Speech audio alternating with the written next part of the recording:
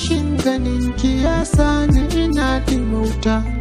Ki waso ki ji sirrin zuciyata, shi yasa na da na san ki a zuciyata. Ki kula da ni kullum kar ki manta, rayuwa kike ta yaya zani manta. Ina gano ki zuciya ke bugawa, haka ne dalilin sanki yake daɗawa.